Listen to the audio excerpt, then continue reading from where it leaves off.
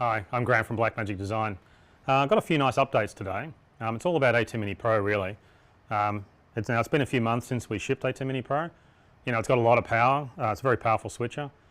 So today is sort of like building on that. You know, the update we're going to talk about today is really some advanced workflows, and we really want to show you what ATEM Mini Pro can do. It's a very powerful, so we can think we can do a lot more with it.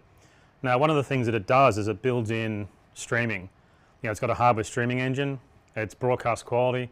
You know, it's not a simple computer processing type streaming engine. It's actually a hardware streaming engine, so you don't get drop frames. You get better quality, and there's no tearing. You know, like you don't get that weird tearing where it's trying to synchronize the software with the external hardware.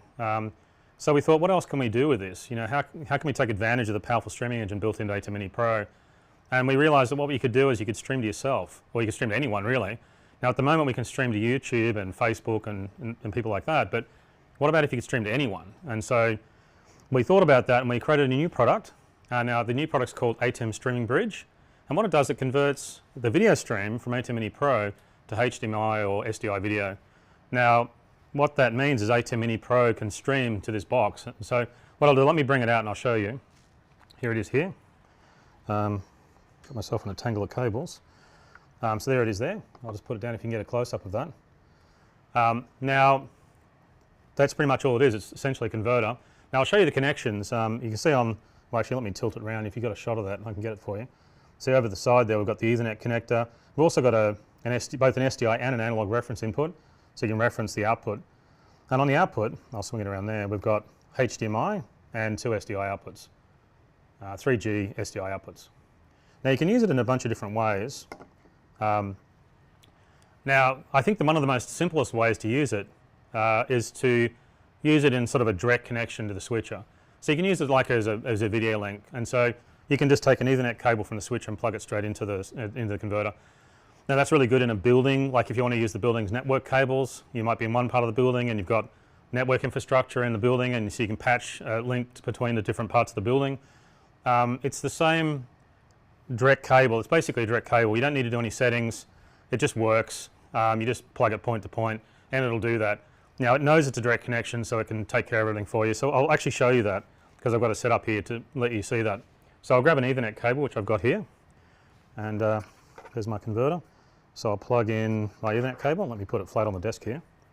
So this is the direct connection. Let me plug into the ATEM Mini Pro there. Now it's established a connection, and I've got this television here and I've got a HDMI connection on that, so I'll plug that in as well. And there you go there.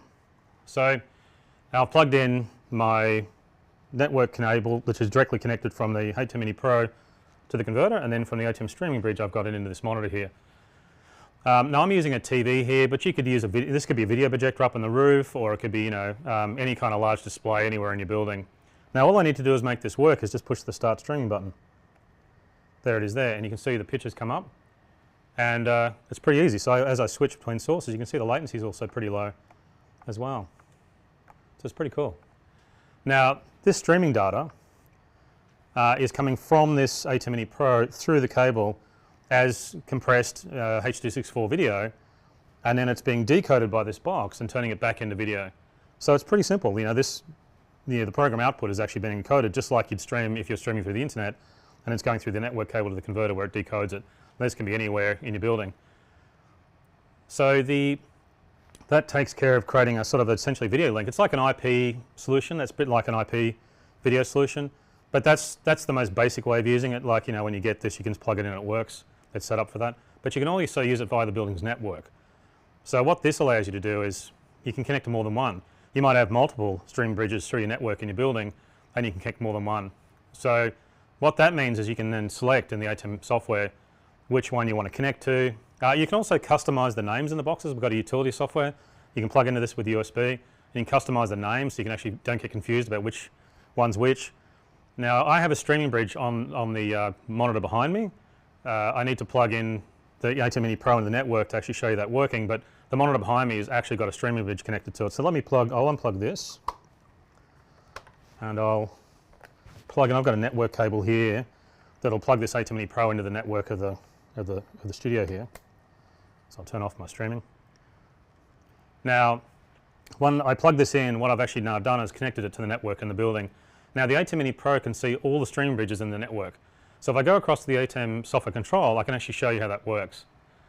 So if I go across here, it's in the same, so if you can switch to the UI over here, you can see it's the same streaming palette that you'd use for streaming, but except that when I click on the platform, it's now added the studio monitor selection here. And I can also set the quality that I want. I can just use Hyperdeck High, which is the highest quality you can do, because it's a network, so you don't really have to worry about choosing a lower compression rate. So what this means is that I can now, I've found the ATEM streaming bridge on the network, and now the ATEM Mini Pro knows that it can stream to it. So all I have to do is start streaming. So I just push the on air button, or I can do that from here.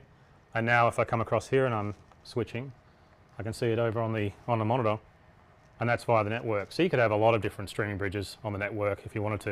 You know, you can put them in presentation rooms. Now you can actually, in the utility, you can set a password. A password on streaming products is actually called a streaming key, but you can do that. So what that means is that, you know, like imagine if you had road connections connecting in. Imagine how that could go horribly wrong in a school or somewhere like that, where everyone would just start streaming into the streaming bridge. So we've got a password in there. It's called a streaming key, so you can set that through the software. So at the moment I just connected straight to that streaming bridge on the back monitor wall, but you can do that with a password if you need to. So I'd be the only person that would know the password or the streaming key, and I'd be the only one that can connect to that. Now because ATEM Mini Pro is using the streaming engine for this, and the streaming engine is obviously designed for internet streaming, it means we can also do this through the internet. So this is quite powerful because ATEM Mini Pro uses H.264 compression. It's very low data rate and it's very high quality. So what that means, you can connect on ATEM Mini streaming, an ATEM streaming bridge from anywhere in the world. So the question, of course, then is how does that work? Because that's a little bit more tricky to set up. I mean, it's a very different situation than plugging it on the network and finding it. You've got to find it over the internet. So I think to understand how you make this work through the internet, it really pays to look at it from the ATEM streaming bridges perspective. What's the world look like from this converter's point of view? Now the ATEM Mini Pro has to find it on the internet to be able to stream to it. So this has to find that, and that's going to be somewhere in the internet. It could be anywhere. It could be in different countries. So how do you tell the ATEM Mini Pro where to send its video stream to get to that box when it's actually on the internet? That's quite tricky. No one, like, you don't want to really, if you're a broadcaster using one of these, you don't want to try and explain network settings to someone over the phone. Like, it's going to be overly complicated. So I've got a utility, we've got a utility that makes this really easy to set up. We can set it up via USB. So let me show you, and I'll bring out the laptop and let you see. So first I've got to plug my laptop into this streaming bridge. So actually the first thing I need to do is I've got to plug the ATEM streaming bridge into the internet. So I've got a box over there. If you can see that box next to the monitor, that's actually an internet interface. So when I connect to that, I'll be actually connected to the internet. So let me plug it in. I've got a cable here that I can plug in, and then I can plug this over here. I'll move that over there. So now what that's done is it's now connected the ATEM streaming bridge onto the internet. Now anyone in the world could actually find this and connect to it. Of course you've got to know where it is, but at the moment now it's sitting there connected to the internet, ready to receive a stream. So what we need to do is we need to update its settings to make sure that we've got to make sure that the settings are set so it actually can do all its network things, but basically it's on the internet now. So what I'll do is I'll bring out the laptop and I'll plug it in and I'll show you how that works. So I've got a laptop here with the ATEM software utility on it. To let you see it so we can get the switcher guys to switch to this, what I'll do is I'll plug in a video cable so you can see the laptop. That should log in, there it is. So you should be able to cut to that now and get a view of that. And what I need to do is plug a USB cable from the streaming bridge into the laptop. So let me do that now. So my USB is on the side, it's USB-C. I plug into there. So now the laptop can see the streaming bridge, and I can open up the utility. I'll get rid of that from our earlier version. So there's the streaming bridge. The utility now is talking to the streaming bridge. So now if I go into the streaming bridge, I can see all my network settings here. Now I just need to select internet, and there's all my settings. And it's actually also gone off and checked the internet to find out if it can actually connect or not. Now we've already set all the internet settings here for this demo. I didn't really want to go through and type in a bunch of IP addresses and stuff, but that's generally, people who are using this product will know how to set up the IP addresses and stuff to be able to see it on the internet. It'll also help get through your firewalls and things. Now, that button, I can also push this button here and it'll go out and check the internet to see if it's actually managed to get through the switch, the local internet connection. So that makes it, setting up a lot easier. Now, what I need to do is, now I've checked the internet, I know it's connected, it says it has. What I need to do is now I need to work out, how does ATEM Mini Pro find this converter? How do you tell ATEM Mini Pro what to do? Like, we need to tell it, it's too complicated to pass network settings, to creators who are using ATEM Mini Pro based studios. It's too hard to sort of call on the phone and call them and tell them network settings over the phone. So we have a solution for that. We have a way of sorting this out. This utility allows us to bundle up all the settings for the ATEM streaming bridge and email them to an ATEM Mini Pro customer. So let me show you how that works. Now, if you see over here, if I select the ATEM Mini Pro, it comes up with some settings here, and I can also put in, let's put in a TV station name. Here's the settings that's brought across, and I can also set the quality as well, which is pretty nice. So I'll set streaming high because we're going to go through the internet. Now, broadcasters have full control over this allows the broadcaster to have full control over the ATEM Mini. So what you're really doing here is you're using this utility to set up your ATEM Mini Pro, your ATEM streaming bridge, but you're also using the utility to set up the ATEM Mini Pro that'll be streaming to this. So all we need to do is save the settings. We can save the ATEM Mini Pro settings into a file. So if I go in here and push this button, I can go across here and I'll call it TV 6. I'll save it on my desktop. And there it is. Now what it's done is, if you look at the desktop, it's basically bundled all the settings for the ATEM Mini Pro as a service and has put them on the desktop as a file. So all I need to do is come along and get a flash drive. I'll unplug this. I'll plug a flash drive in so I can copy the settings across. So I've got my flash drive plugged in. There it is there. And I'll just take those settings and copy them to the flash drive. There they are.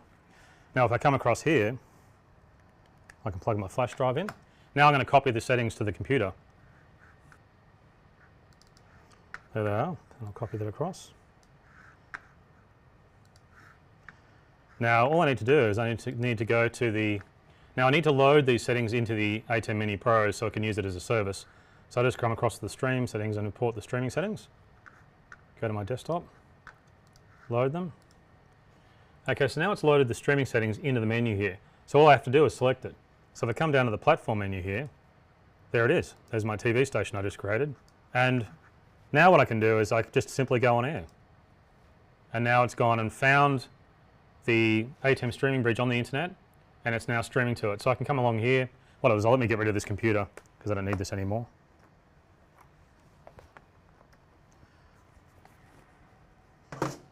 And there's my ATEM Mini Pro. It's streaming through the internet, out through the internet back to the internet box here into this converter, and I can switch between the sources. And you can see it's pretty low latency considering it's going through the internet. So you can see it's much better quality than Skype or Zoom. You can control the quality setting actually, so you can set it to whatever you like. Now this allows you to live stream to broadcasters, so it'd be pretty cool.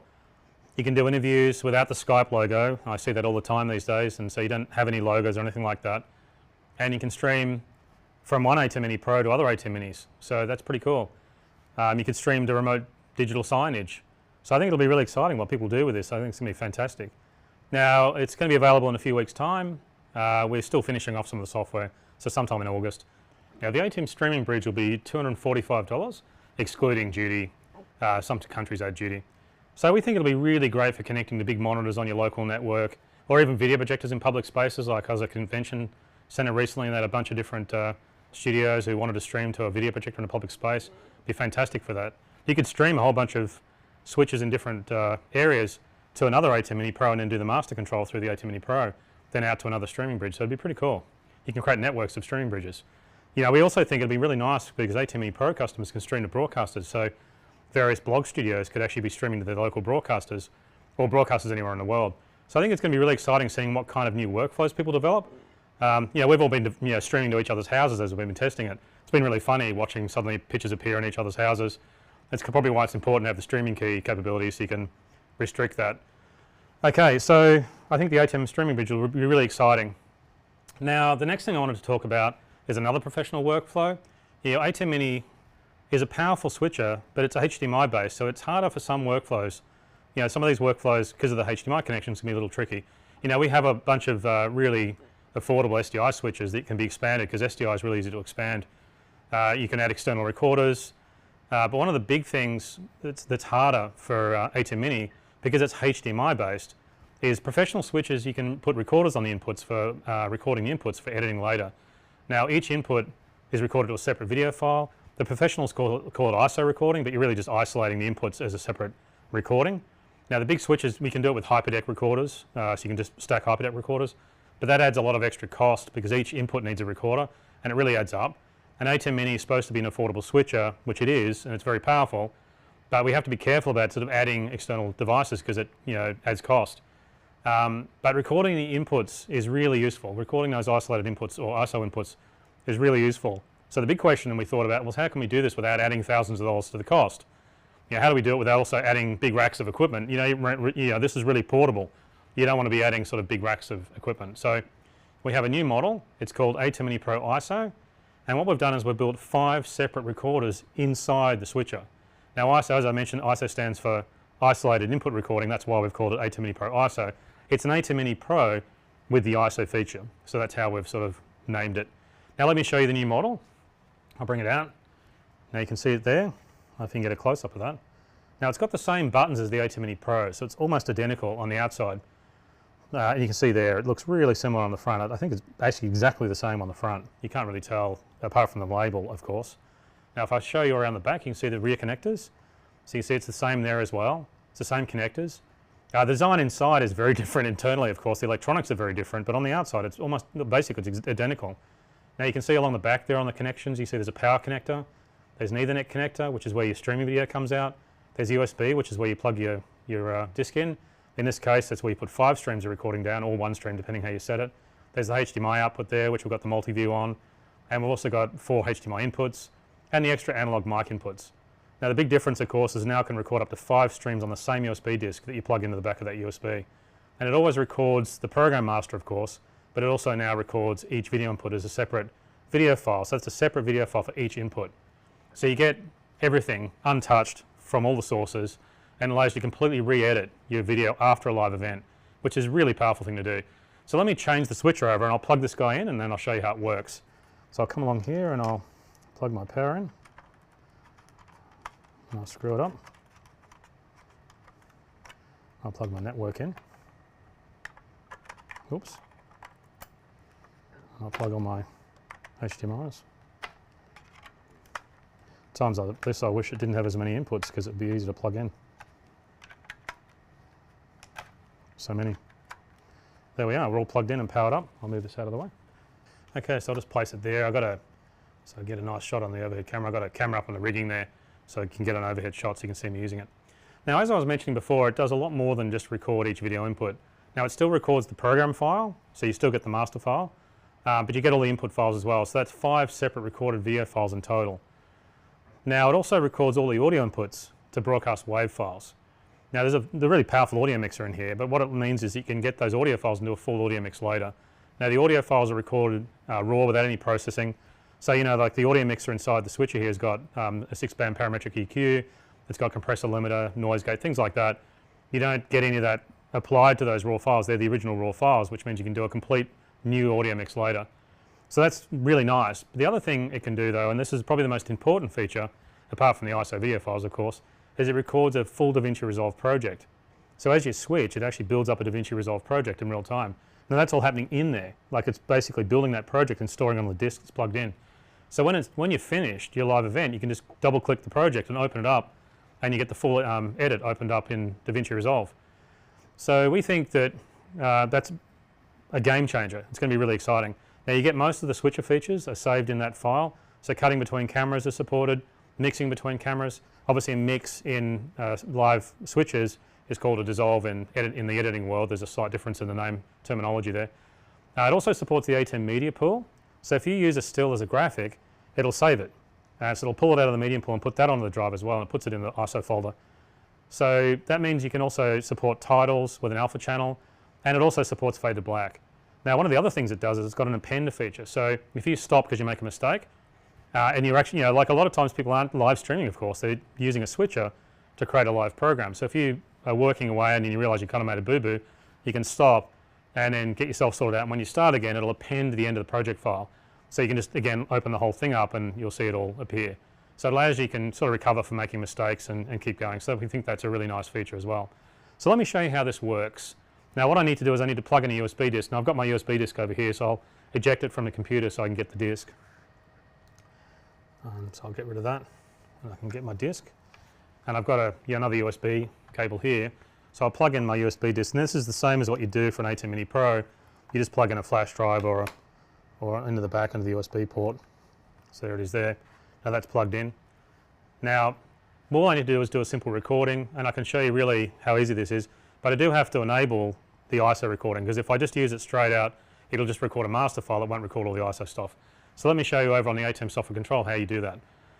So if I come over here, now I'll close my streaming settings because I had them open from before. So I go into my record palette and I've got a file here, I'll just call it demo, and this is the setting you want down here. It says ISO record all inputs, and that's really all you have to do. You just enable that and that's the feature. So really it's all you need to do. It's quite simple. Now there is a couple of things we probably need to set up, because I've just plugged this switch and I noticed the cameras are wrong. So the first thing was load some demo media in so we can show you the media pool, and so we'll do that. So I'll go across to the media pool and I'll drag in a still frame and a lower third title. This one's got an alpha channel on it.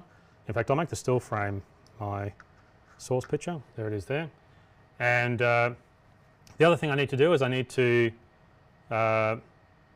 load my, I've got a slideshow coming in as my fourth input, so I'll make that go full screen.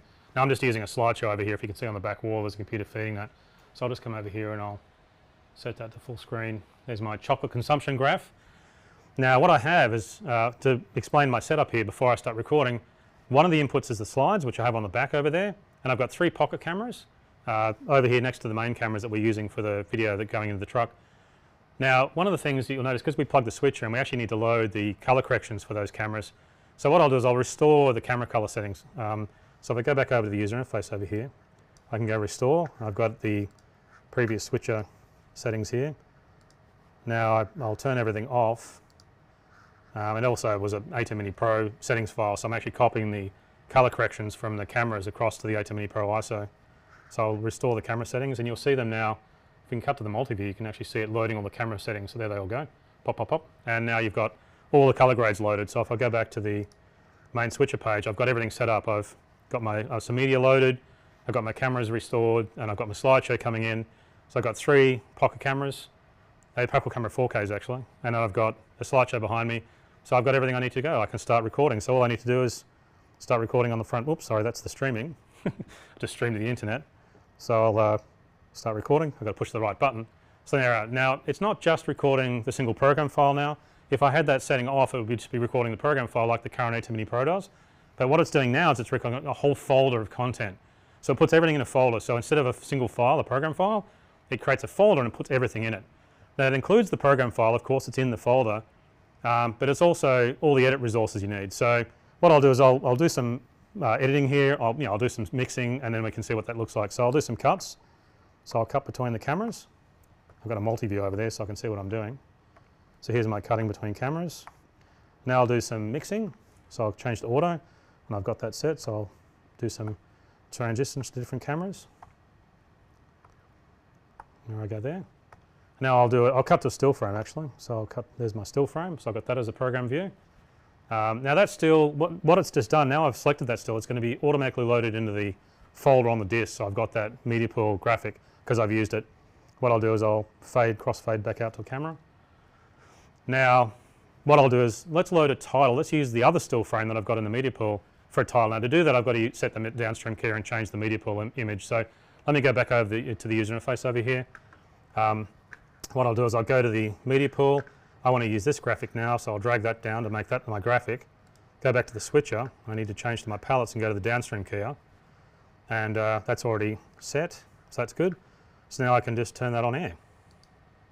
There it is. Now what I'm doing is I'm creating in the downstream keyer, I'm getting that graphic and it's doing an alpha key of the graphic over the program video. And then at the end, if I'm doing this as a live event, I can now fade to black. And that'll fade everything off. So now I've done like a simple mini sort of live program. A pretty boring one, but you can see how it works. So I'll stop recording, and there's my project. Now what I'll do is I'll move this disk across to the Mac, and we'll open it up and we'll have a look to see what it's recorded. So in fact I'll just unplug it there. I've got a different cable over here so I don't have to reach around the back. So let's have a look. So I'll minimize the computer here, because now what we need to do is have a look in the folder. So if you can switch across. There's my demo folder, there's my previous settings from before. Now you can see what's in here. There's a bunch of things in here. Now you can see I've got the program file, of course. There's my program view. And there was what I just did. So I've got that, of course. But I've also got this ISO folder. So if I look inside the ISO files, you can see there's my 4 ISO views. So there's my, well that's just the graph, so that's probably the most boring view. But if I look at this one, you can see it's just the input file. There's nothing else in there. And I've also got my media. So I use the 2 graphics and it saved those 2 graphics, so there they are. Now, what's really nice about all these files is because the cameras have got color graders in them, all the files recorded here have got color grades on them, so they all look good. So each ISO file's got color grades as well as the program, of course. Now, remember before I mentioned that we've got audio files. If I go across here, you can see my audio files. I've got the 4 inputs, and I've also got the 2 microphone sources there as well. So that's everything. Now, what's really exciting now is the DaVinci file. So what I can do is I can open up the DaVinci project, and you can see it open up. Let me just, well, I just clicked that. In fact, I minimized DaVinci so I didn't have to wait for it to load, so I'll just bring it up here. So it'll load the DaVinci project in. There it is, simple as that. So you can see I've got the whole thing here.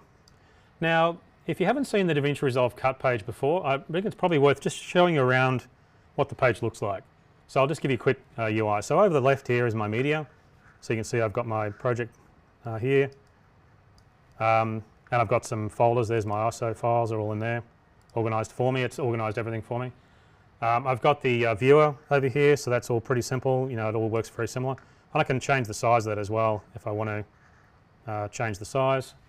Now, I can change between the clips and the timeline. If I'm working on a single clip, here's my clip there, or I can change to the timeline, so you can just switch backwards and forwards. So a single viewer in the cut page switches between the viewer and the clips, so it's all simple. And the reason we did that is so we can use smaller resolution screens, so that's pretty nice.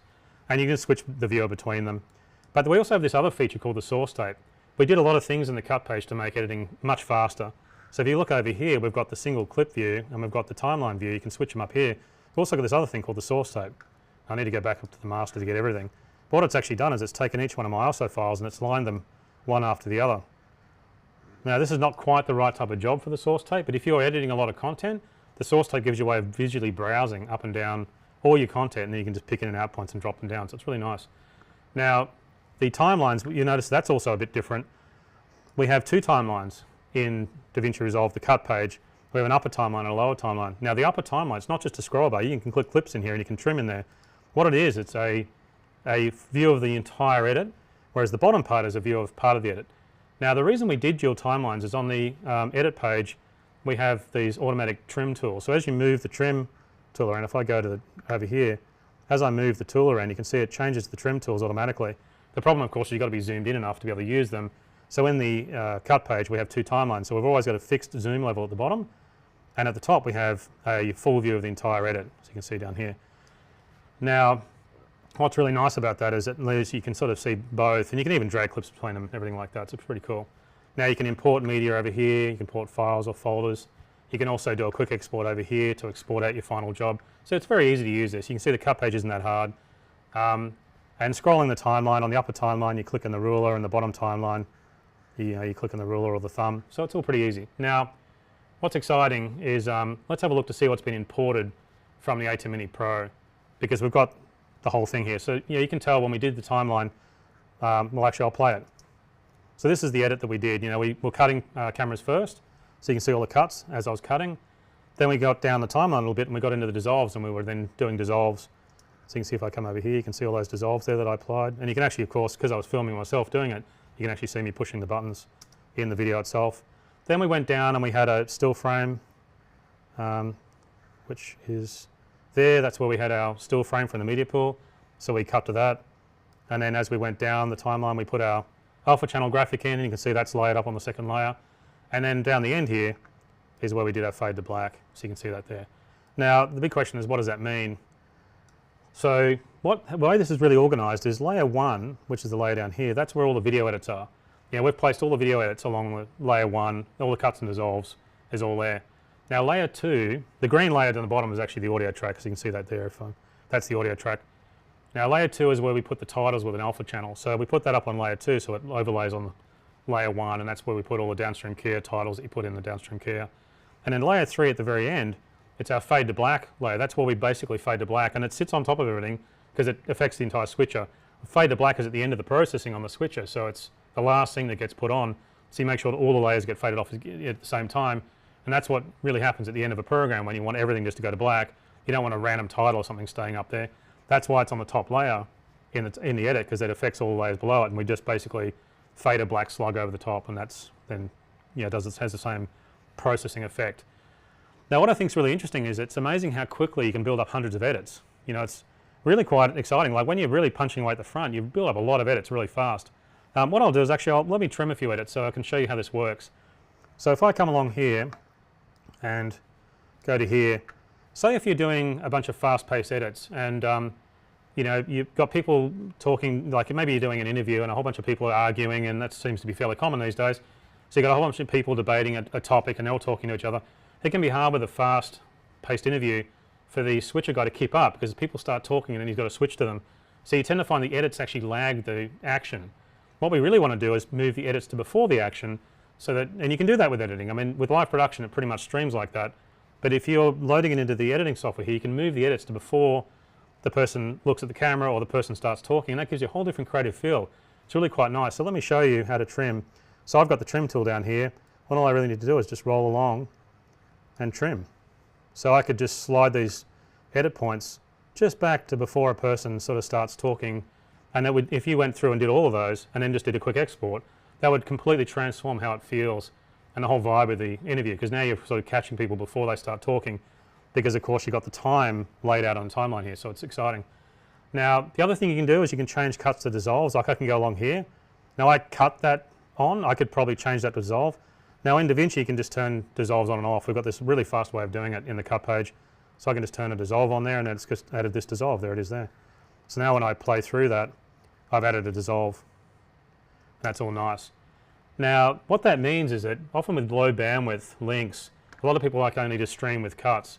What this means you can do is you can stream with cuts, and then you could add the dissolves later and upload with dissolves. So it's really nice. Now one nice thing about the cut page is it's really fast. You don't need in and out points. So you'll notice the way I did that is I didn't put any in point on the timeline. You got this little indicator here, and it's worth just pointing that out. That's called a smart indicator. So if I turn off the dissolve, I can turn it on and off, and it knows what to do, because one of the problems we felt is, why do you always have to go to the timeline instead of an in point? It's really so boring, especially if you're using the source tape up on the viewer. You just want to be throwing edits down in the timeline as you identify the bits you want. You mark the in and out points on the viewer, but you just want to be throwing stuff in the timeline. And same with putting dissolves on. You can scroll along, and pretty much where the smart indicator moves, you can see it'll jump, particularly around here where I've got a bunch of edits. You can see the smart indicator moving around here, see to the different edit points. So if I decided I wanted to change one of those into a dissolve, some of my points are really small, but if I wanted to put a dissolve there, you can pretty much just roll along here, and the smarter indicator will show you where that dissolve is going to be placed or where it's going to be removed. So you can just drop dissolves. You can just scroll along and go dissolve, dissolve, dissolve, dissolve, dissolve, and just add them in. So it's really fast. Now all the ISO files have timecode, so they're all synchronized. So what that means, it's really simple to replace shots. So now all the files also have camera numbers. So they got the camera numbers from the HDMI inputs. So input 1 is camera 1, input 2 is camera 2. So what that means is, because all the files have got timecode and they've all got camera numbers, we can use the sync bin feature in DaVinci Resolve's cut page to replace shots. So maybe you set the wrong camera, you might have been switching away and you go, oops, I switched the wrong camera and that went out. No problem, we can fix it in here. You can just go into the sync bin and change that. So let me show you how that works. So I'll go up here, here's the sync bin feature here, so I just select that. Now you can see what it's done. The sync bin is a bit like an assistant editor. What it does, it goes off and finds all the shots that'll synchronize to this point in the timeline. So you could have thousands of shots, it doesn't care, it's going to go through and find just the shots that match this point in the timeline, and it's going to put them up in a multi-view up in here. So what that means is you can scroll up and down the timeline and see all those shots there. And in some ways it's you can tell what other shots are available, they're just there, and then you can pick them. So let me show you if you go across here to the multi-view, I can show you how this works. Now this is designed to be a bit like a switcher workflow. So when you see the multi-view, that's actually similar to a multi-view that you'd see in a switcher. In many ways we took the workflow from switches and put that in and made that the basis of the timeline. So we can just scroll on the timeline here and find alternative shots, and you can see it all in the multi-view there, and we can see all the different views that we have. So in many ways this makes editing pretty much like using a switcher. The multi-view is very familiar, so you've seen it before. Now all we need to do in this multi-view is select a shot, and then we can use that shot. So, well, in this case I've actually started this edit with a still frame up because it started up in input 4. So what I'll do is I'm going to replace the whole front of this instead of it being a still frame. You can see the red border around the shot that's actually active. I'll just go all the way to the start of the timeline, and I'll select this nice wide shot here instead. So let's select that. Now you can see what it's done is I've now selected that shot, so it's made it the focus, and it's put an in point in for me, which is over here, and it's put an out point in of about 4 seconds. Now that's just a convenient out point. You can move that around if you like, but I don't really want to do that. What I want to do is I want to move down the timeline, so maybe around about here, and I'll just push the O key. And what that'll do, because you can see that this view, the sync bin, is synchronized to the timeline. So I can set the in and out points just by scrolling along the timeline, but I'm setting the in and out points on the clip itself. I'm not actually really setting them on the timeline, of course. So now I've got my clip selected, and I'm going to be, what I really want to do now is take that clip and put it down on the timeline. Now I don't want to go down and try and work out how to synchronize that onto the timeline and exactly where to place it, because I don't want any AV sync issues. So what we have is we have a different kind of edit mode, which really makes this very powerful. Selecting the source is really only half the job. The other half is using the edit mode called source overwrite.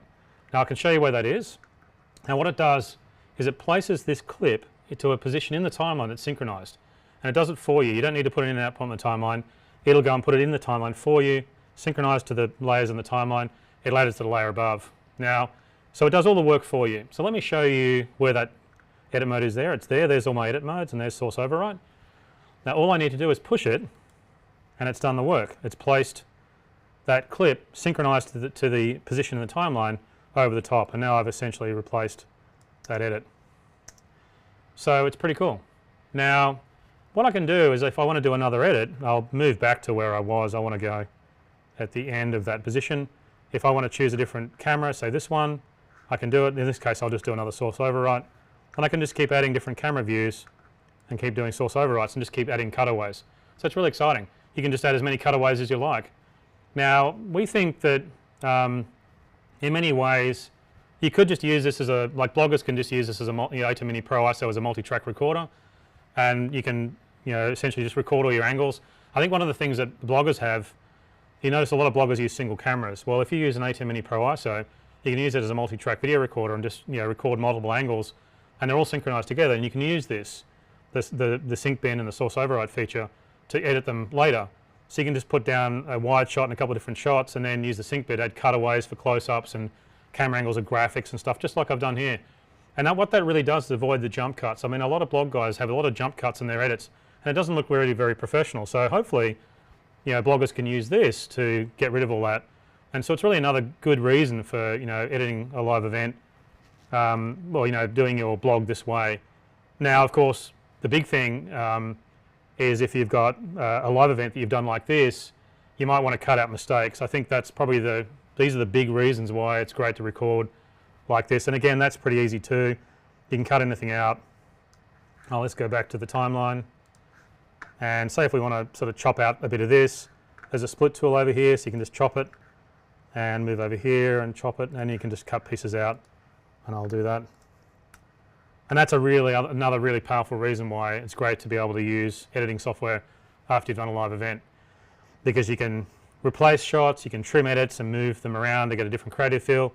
You can chop pieces out. Maybe something got a bit boring, you can chop that out. So it's really quite flexible.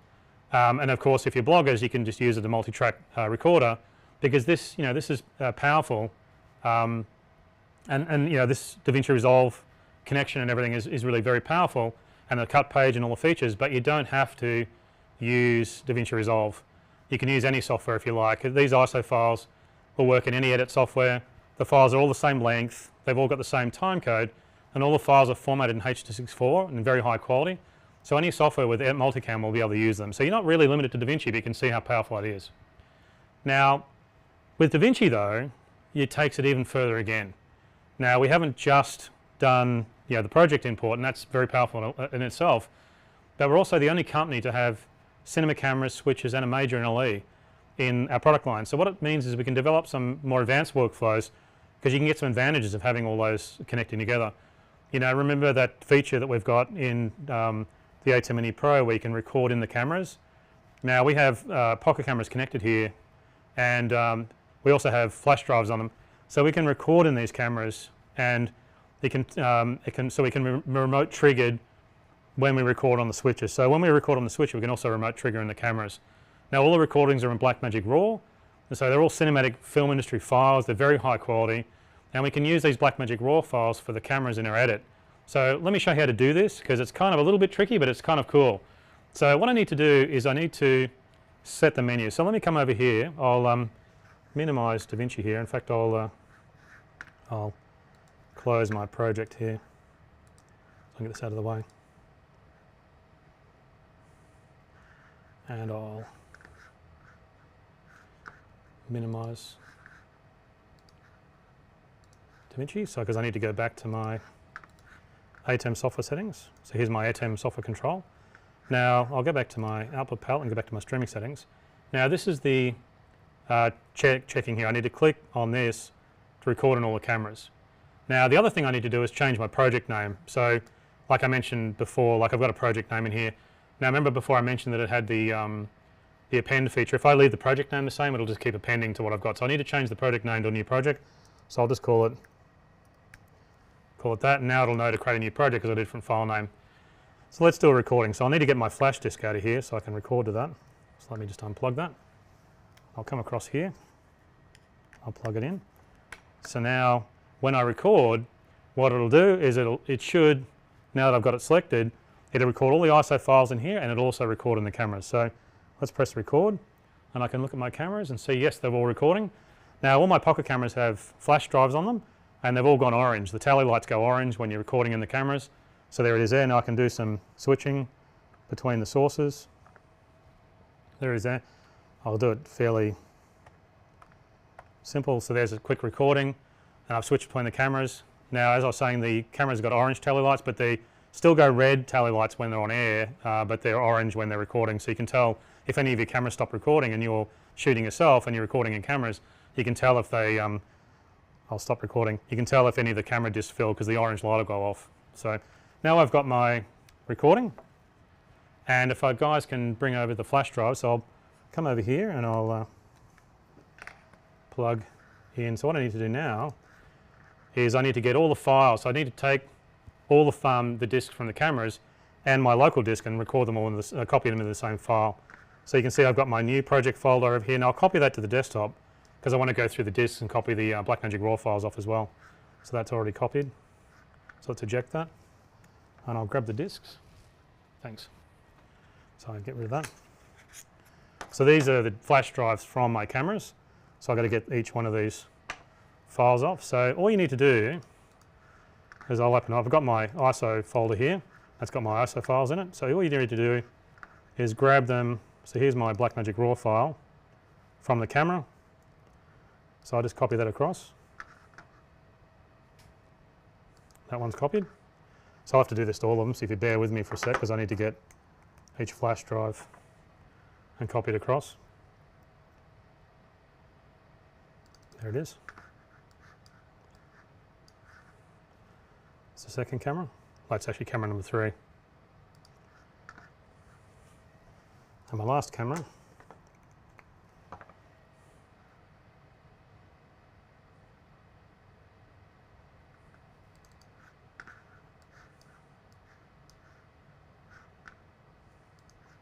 There they are. So I'll move these discs away. So what I've got now is I've got in my media file, I've got all my Blackmagic RAW files from my cameras, and I've also got the folder that was created on here. So all I need to do now is open up my DaVinci Resolve project. I better switch back to DaVinci so I can load the project up, and there it is. So you can see this looks very similar to before. Of course I did different edits. I did just a couple of dissolves and a few cuts here, so it's not really that complex. I've left my keyer on. So I've opened up my project, So I've got that all up now. I can see my project. As you can see, it's opened up all the ISO files. The color grades are applied. You know, it looks like a normal video edit, just like the last one that I did. But the thing is, we have a problem. Now that problem is that the Blackmagic RAW files in the switcher have the same timecode and the same camera numbers as the ISO files that were recorded in the switcher. So they clash. The ISO files will clash with the Blackmagic RAW files from the cameras. So DaVinci has a new feature that allows you to sort all that out, and it's called Camera Originals. So if you go up to the Camera Originals button up here, that lets you select that you want to use the Camera Original files.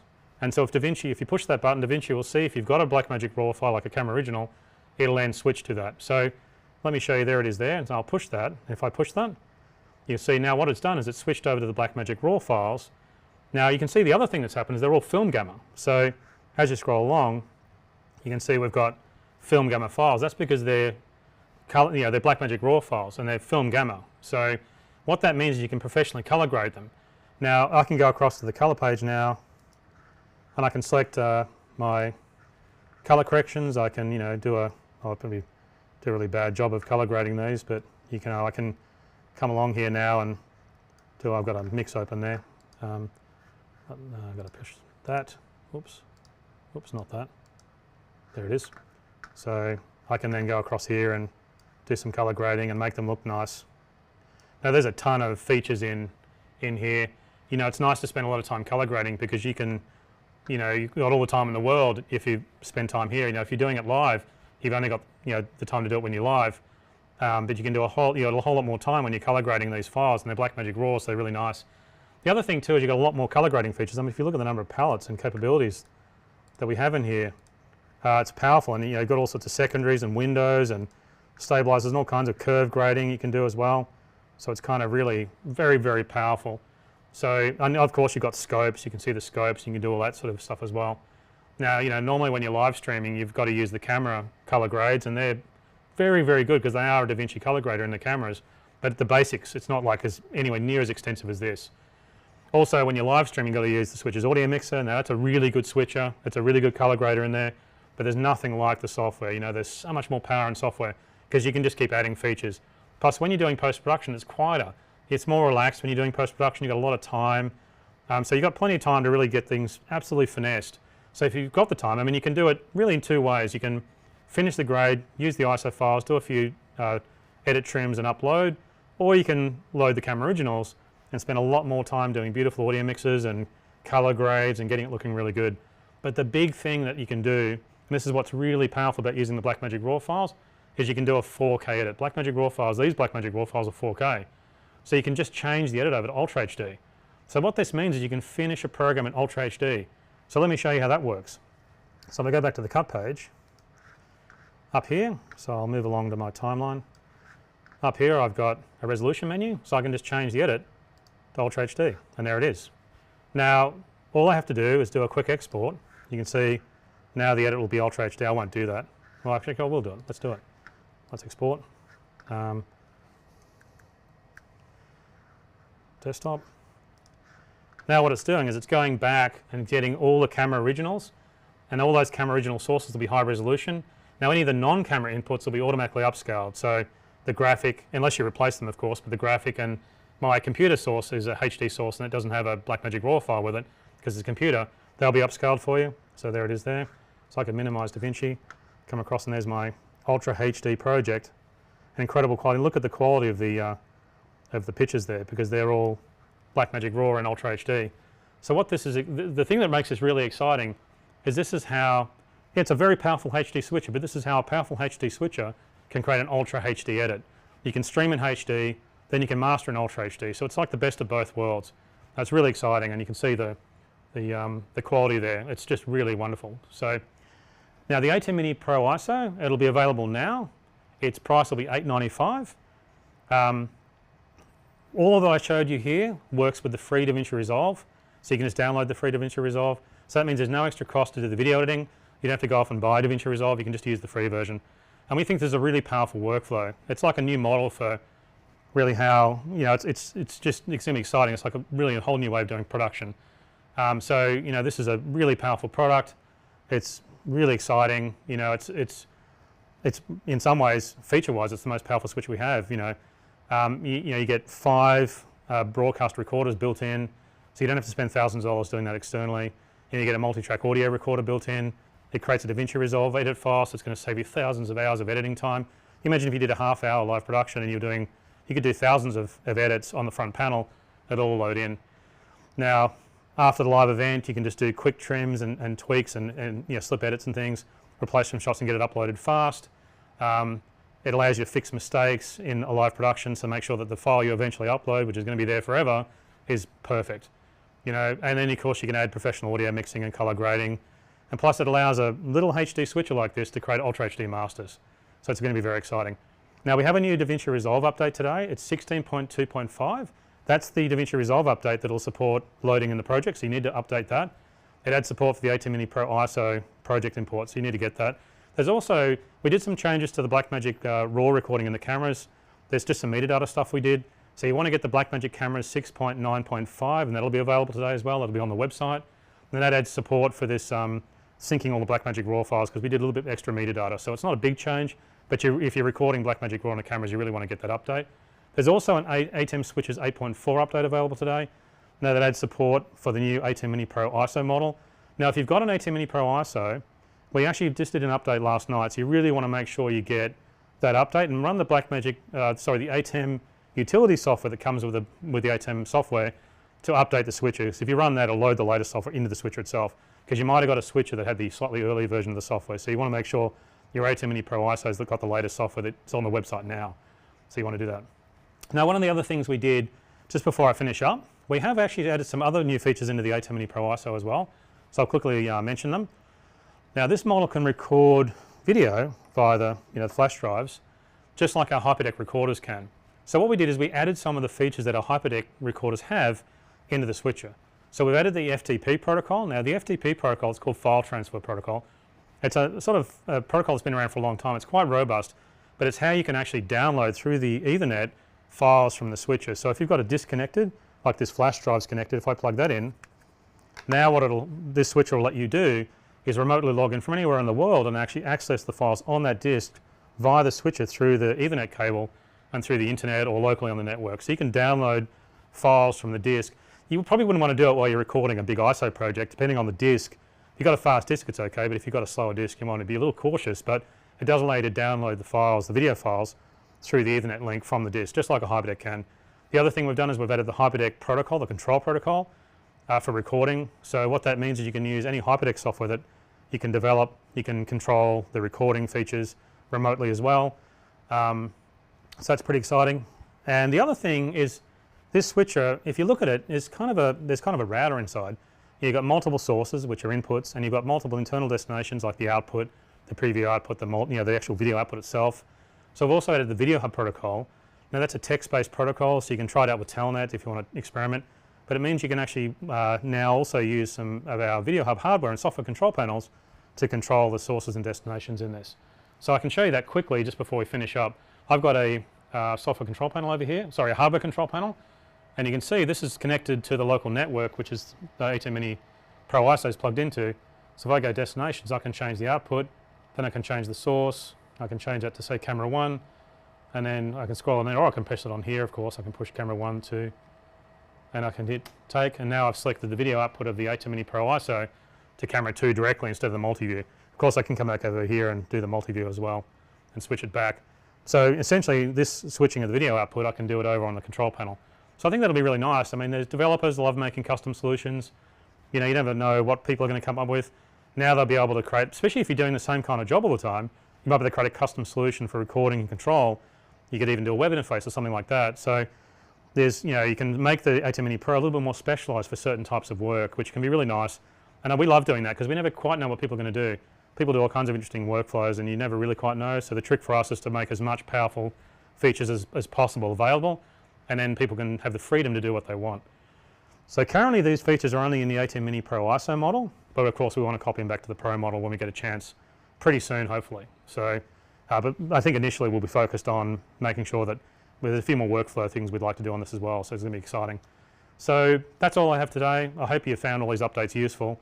I think it's really going to be exciting to see how this works, and I hope these new products help your production work.